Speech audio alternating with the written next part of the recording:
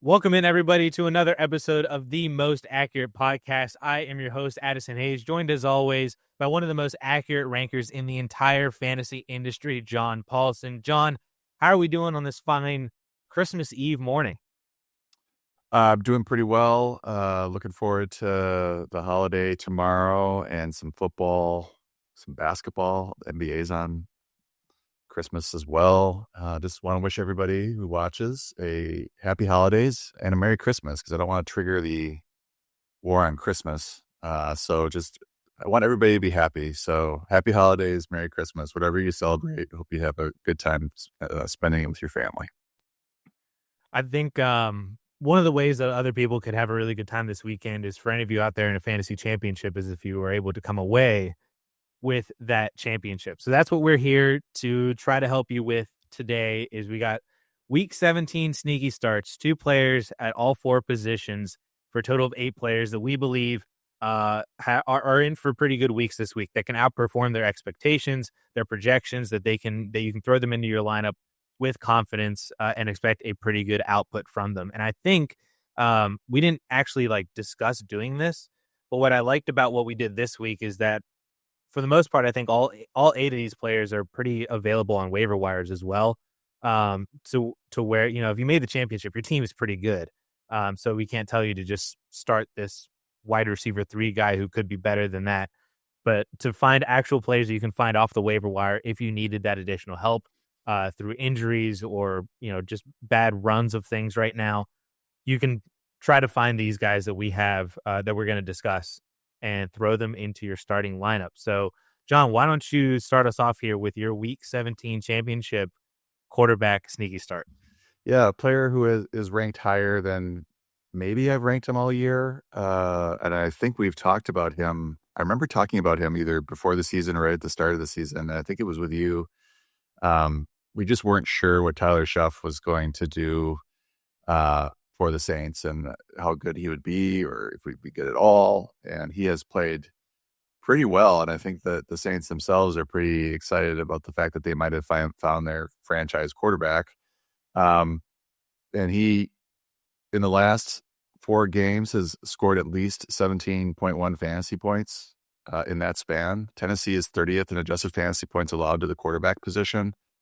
The Titans have allowed an average of 242 yards, 2.0 touchdowns, and 8.44 yards per attempt. 2 quarterback positions since week 7. They're not playing very good pass defense at all. So this is just setting up as another solid Tyler Shough game. And he also is running the ball a little bit too. So he's got a nice little floor. Yeah, I believe he is. I think the stat is that I heard earlier today actually was that he's the only current rookie quarterback in this class who has a winning record, which I think is something to be said, maybe not only for the class as a whole, but also for his overall performance, because it's not like he went to a drastically better situation than Cam Ward or Shedeur Sanders has been in Cleveland. Honestly, Jackson Dart probably had the best situation, and he still has a losing record with the Giants, even though he's produced well himself. So, I mean, just what he's done over the past 7 games. 280 yards, 282 and 2, 239 and 2, 272 and 1, 301 last week against the Jets.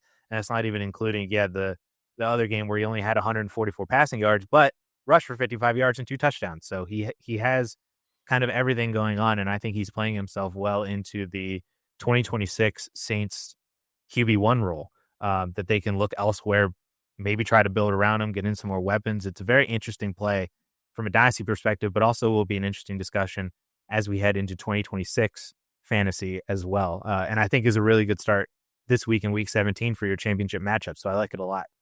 My quarterback sneaky start is Kirk Cousins. I'm going back to the well. I hit on Kirk Cousins last week as my sneaky start. He threw for 200 yards and 2 touchdowns and also rushed for a touchdown against the Arizona Cardinals. That game, honestly, I think should have been a lot better. There was a lot of production in the first half, and then everybody just kind of stopped playing in the second half. But Kirk Cousins still got it done despite all of that. He gets a matchup against the Rams this week, which I think when you hear that, you're like, why would you play Kirk Cousins against the LA Rams defense?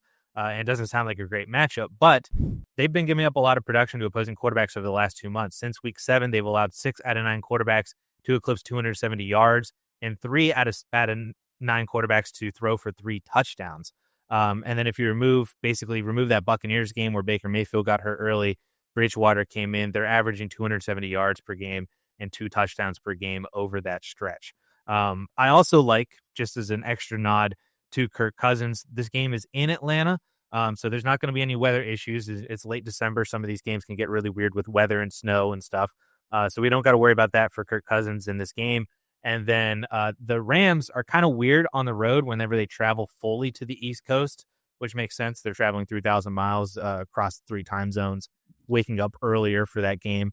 And when you look at the other 3 East Coast games that they played, they gave up 226 and 3 to Jalen Hurts, 296 and 1 to Trevor Lawrence, and 206 yards and 3 touchdowns to Bryce Young in that upset Carolina Panthers win over the Rams. So traveling to the East Coast to play in Atlanta in a dome, Kirk Cousins has played decently well since taking over the starting job over Michael Penix from the injury. I like Kirk Cousins again this week. Yeah, I was going to comment some stats with Kirk Cousins, but you covered it all. You nailed it. So I'm just going to mention one other situation to keep an eye on if you are in quarterback trouble. The Jordan Love, Malik Willis situation in Green Bay is going to have an impact on the rankings, certainly. Right now, I'm expecting Malik Willis to play. I've even had to downgrade his projections because he was coming in like top 8, just assuming he's going to get the same kind of rushing that he had last year and be as efficient passing the ball. Right now, I have him at our QB 16. He's a little bit dinged up with a shoulder. He says he's going to be able to play if he needs to. And Jordan Love, got concussed on Saturday in that egregious Packers loss and is trying to turn around and get cleared in 1 week. And that doesn't usually happen. It's feasible that he could, but usually players do not play the following week. So if it's Malik Willis, I think he's very viable as a quarterback 2 streamer and could get you a really good fantasy score. I think he had 19.1 fantasy points in the 2 games that he played last year. He averaged like over 10 yards per attempt last year and then ran for 50 plus yards and half a touchdown in the 2 starts that he had. I feel as a Packer fan, I just wanted to mention that. So I feel really confident when he comes in because Matt LaFleur really seems to be a better play caller. He knows how to call Malik Willis offense a little bit better than maybe a Jordan Love offense, although both offenses are quite good. But LaFleur gets into his Willis bag, and it's like the ball moves really well down the field. So it's just something to keep an eye on this week. I did see before we started recording this that Jordan Love is practicing today. That doesn't mean that he's going to clear concussion protocol, but Right. It is at least a good sign that he is getting Possible. reps in so that if Jordan Love were to clear, that he will then, he's not coming into the week cold, so to speak, that he is practicing. So there is that. But I do agree that if Jordan Love is inactive, Malik Willis is a good start, though I really want Jordan Love to play because I have him in a championship matchup in our internal BetSperts Fantasy League championship. So I have him in that matchup, and I would very much like him to play. But that's just me. Moving on to the tight end position, John, I think we got a really interesting duo here. So why don't you kick us off with your tight end sneaky start? Yeah, I think we looked at the Saints game last year. This is another Saints player that I'm going to mention, but we looked at the game last week. We were expecting Audric Estime or Evan Hull to perhaps lead this backfield in carries, and it turns out that Taysom Hill is the new running back 1 apparently for the Saints. And he had 12 carries for 42 yards. He had 4 catches for 36 yards. That's not like a wonderful game. It's, 7, 11 PPR fantasy points, but he's also a threat for rushing touchdowns as well. He has served as their goal line back. I would assume he's their goal line back with this current backfield. And if he gets 70 total yards and a touchdown or 2 touchdowns, we've seen him score lots of touchdowns in a game. He would really deliver as a sneaky tight end. Even, this sort of production from the tight end position, 70 plus yards, 4 catches. That's really pretty good production from a streamer. Yeah, imagine if he has that random. What do you have, like a 40-point game last year? Yeah. Like if he has one of those random games and you started him in the championship, I mean, he's he would be a legend to Legend. everybody that they started him. And your opponent would be like, why the heck did you start Taysom Hill? But for that exact reason, for him just being a jack of all trades and just randomly you might be able to catch lightning in a bottle. I'm also going and looking at a Saints tight end because I'm looking at, I guess, their official tight end, Juwan Johnson, who's coming off of a game of 8 catches for 89 yards, and now gets a Titans defense that have allowed 4 touchdowns in the last 5 weeks to opposing tight ends and are also tied for 8th in the NFL in touchdowns allowed to the position on the entire season. Devon Bailey is done for the year. They don't really have a running game right now. Like it is Taysom Hill essentially as their main running back, and the Saints just don't really have anybody else to throw to other than Chris Olave and Juwan Johnson right now. So, Paulson likes Tyler Shough this week. I like him a lot too. We like Taysom Hill. We like Juwan Johnson. Obviously, Chris Olave isn't a sneaky start. You're going to play him. But these kind of core pieces for the Saints offense against the Titans, you got to think that, some or most of them are definitely going to deliver. So why not Juwan Johnson? I like it. I have him ranked tight end 6 this week, which is as high as he's been ranked in a while. He had the good run earlier in the season, and now as the de facto wide receiver 2 in this offense, I think it's a really good play. We did get news right before we started recording that Brock Bowers was officially placed on IR. So he obviously will not be playing this week. That does potentially elevate Michael Mayer into starter potential for fantasy leagues this week, especially if you like George Kittle. I'm seeing may not play this week after his ankle injury on Monday night. And so if you're, a George Kittle person, if you just lost Brock Bowers, if you don't feel confident in playing Tyler Warren with Phillip Rivers, Michael Mayer right off the waiver wire might be kind of an interesting name to keep in mind this week. I know that you didn't have enough time to update his projections probably, but do you have anything to say on Mayer? Yeah, I'm going to have to update because Brock Bowers is still in the projections.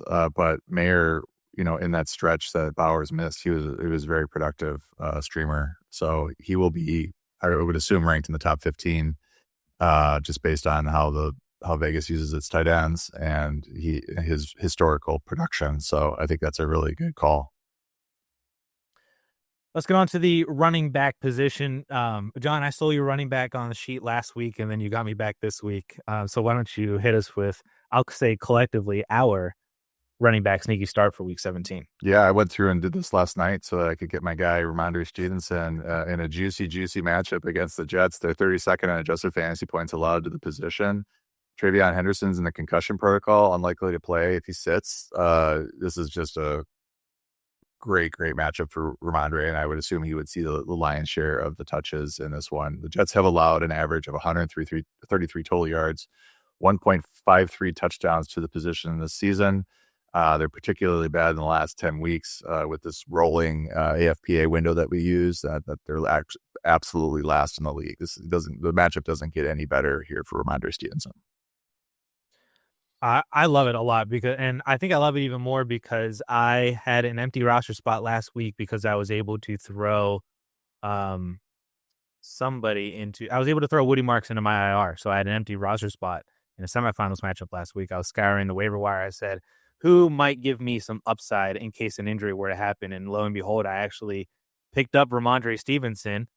And I got the notification as I was watching the game that Travion Henderson is leaving. He's hurt in concussion protocol.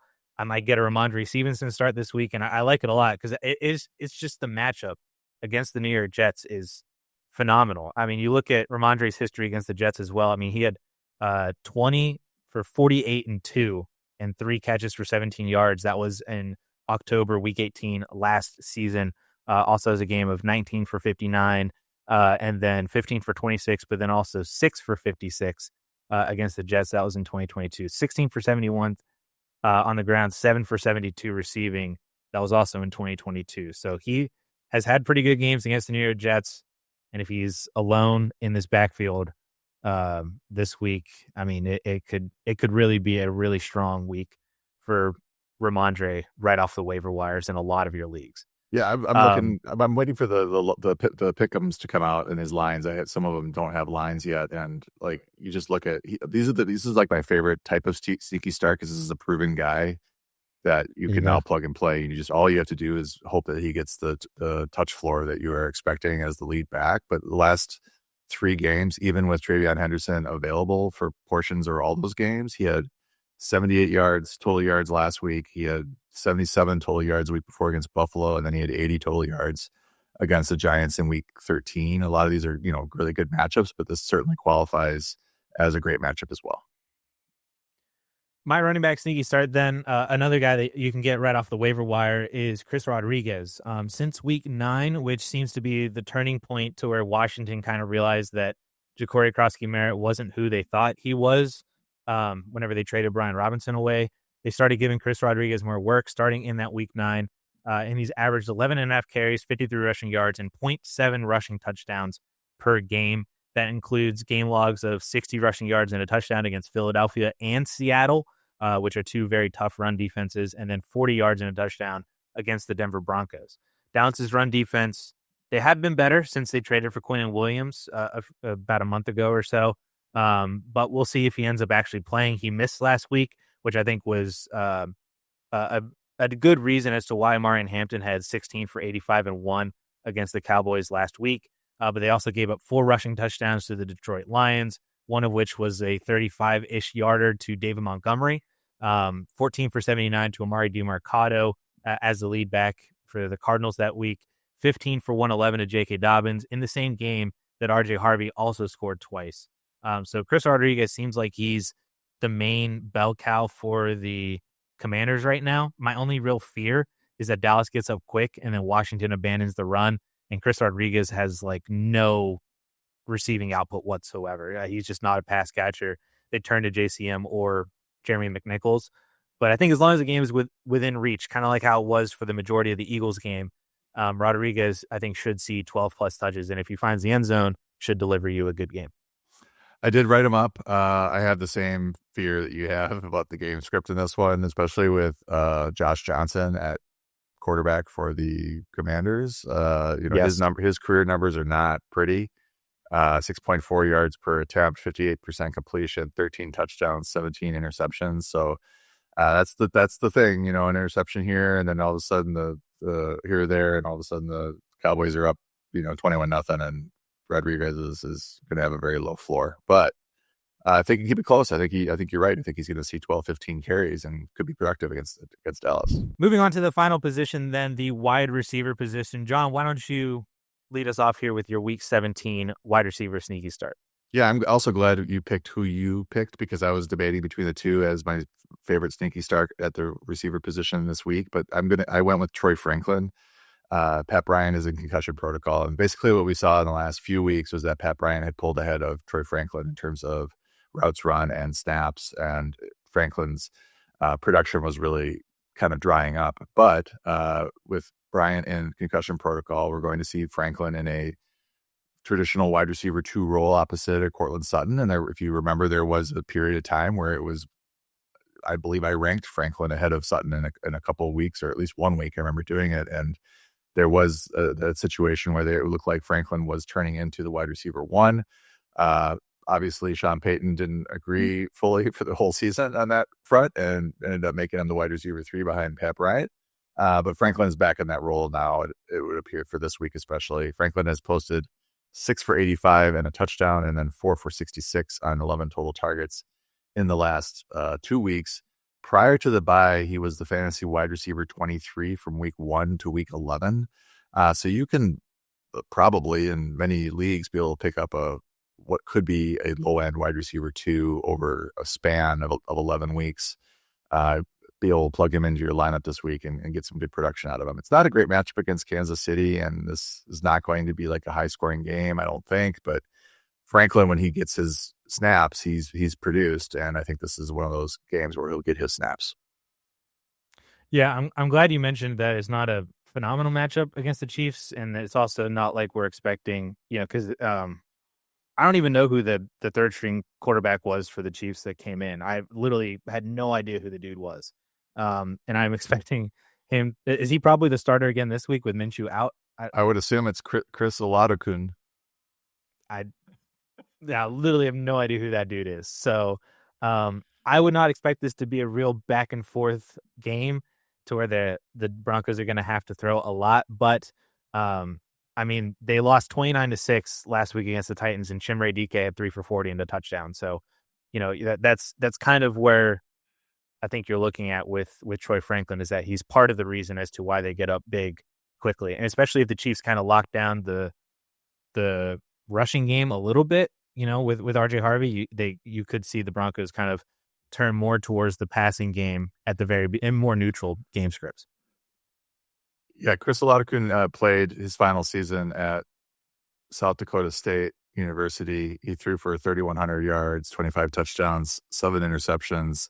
He also played at University of South Florida for 3 years, but he redshirted the first year. He played for Samford for 2 years. I'm not sure how he's in the NFL, but we've seen weirder. If you look at, I mean, he might turn out to be good, but if you remember Tim Boyle, his college stats, like incredibly, couldn't believe that he made the NFL with his college stats.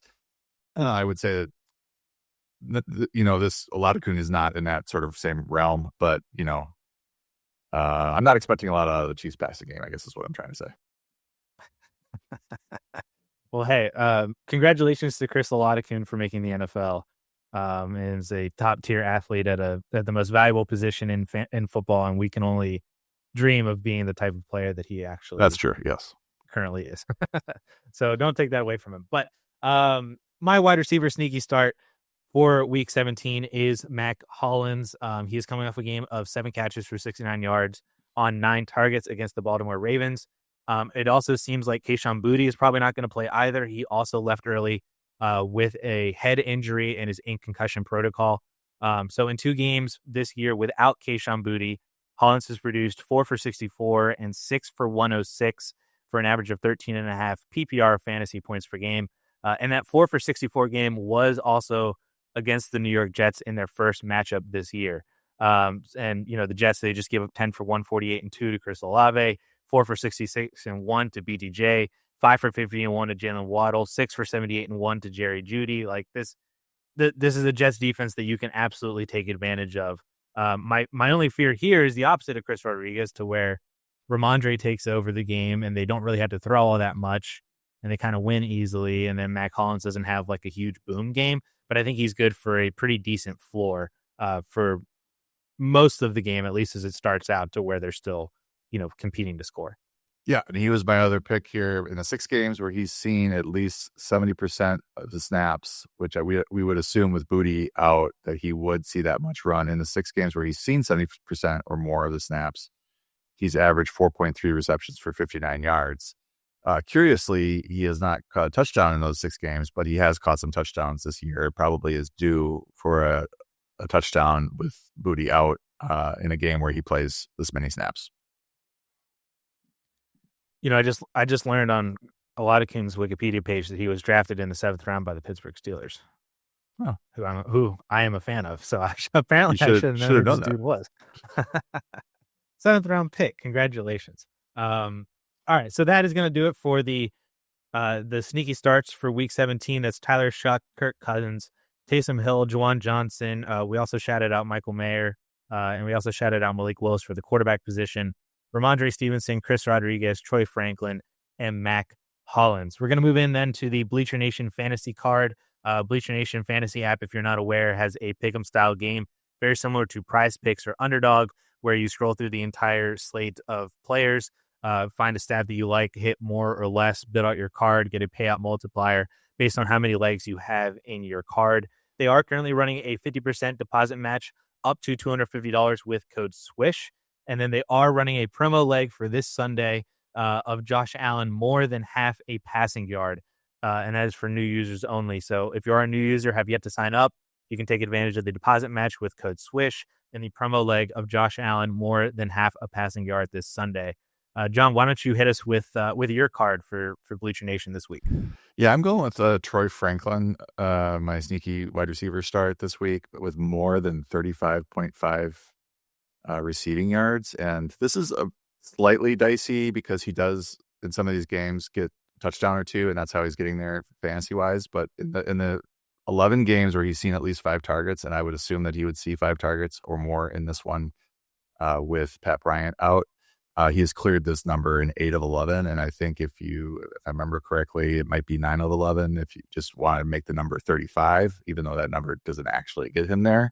But he got really, really close, maybe in 9 and 11, if I'm remembering correctly. But 8 and 11, he has cleared this number when he's seen at least 5 targets. So this is looking like a good line to me. I like it a lot, honestly. And yeah, it only takes 1 or 2 big plays for Troy Franklin to get there. And as he's gotten there for the majority of his games. I'm going with Chase Brown more than 53.5 rushing yards against the Arizona Cardinals. Chase Brown has really turned it on over the second half of the season, basically since that mid-October game against the Pittsburgh Steelers. He's rushed for it's kind of annoying because he has one game in here in the sample where he rushed for 53 yards, so he wouldn't hit the more. But he was literally right there. But he has hit it in a vast majority of those games since that game against the Steelers in 1, 2, 3, 4, 5, 6 out of 10, and then 7 if you count the 53.5. But he was at 53. But he's been the engine of this Bengals backfield for sure, and has been very, very productive, very effective. The Arizona Cardinals as a whole, for their run defense, they just gave up 150 yards to Bijan Robinson and Tyler Algier combined. They both rushed for over 75. Jawar Jordan rushed for 100 yards after Woody Marks got hurt the week before that. Blake Corum had 128 in the same game that Kyron Williams had 84. Bucky Irving had 60. Bashaw Tootin had 86. Christian McCaffrey had 81. Kenneth Walker had 67. Zach Charbonnet had 83 in that game. Yeah, I can go on and on and on basically of like all these running backs getting at least into the mid 50s, if not even way, way higher. So if the Bengals are, possibly able to win this game against the Cardinals, as I would expect, you could see more of a positive game script for Brown to see more carries. But even if it's just a nice back and forth game, I think Chase Brown is a very good bet at more for 53.5. Yeah, I don't know what his rushing plus receiving number is off the top of my head, but I'm just looking at his game log, and it's actually, that would be interesting as well because he's been really picking up the pass catching in the last few weeks. I mean, 43, 37, 12, 35, 23, 28, 75, 32, all since week 8. So if that rush receiving number is only 20 yards, 15, 20 yards higher, I don't know exactly what it is, but that's also an 80 play. It's 80. Okay. So they are assuming he's going to get about 27. That makes sense based on what I'm seeing here in terms of his game log. So if you're a little worried about maybe game script or anything like that, maybe that's another play you could make. So there you have it, the Bleacher Nation fantasy card for week 17, the Sunday slate. You got the promo leg of Josh Allen more than half a passing yard, Troy Franklin more than 35.5 receiving, and Chase Brown more than 53.5 rushing. Again, take advantage of that deposit match of 50%.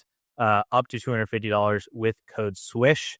As John said at the very beginning of the show, I hope everybody has a wonderful holiday break, a Christmas break, a Kwanzaa break, and any of the holidays that you may celebrate over the next week or two into the new year. I hope everybody has a tremendous break as we head into 2026, spending time with family, friends, watching football, and hopefully winning some championship matchups for fantasy football. So we appreciate you guys so much for tuning in all season long. Not exactly sure what the schedule is going to be like for the off season, but we have discussed, checking in every now and then, John and I, throughout the off season. And so until then, have a wonderful holiday. See you guys in 2026. Good luck in all of your championships, and we'll catch you guys later on the Most Accurate Podcast. Peace.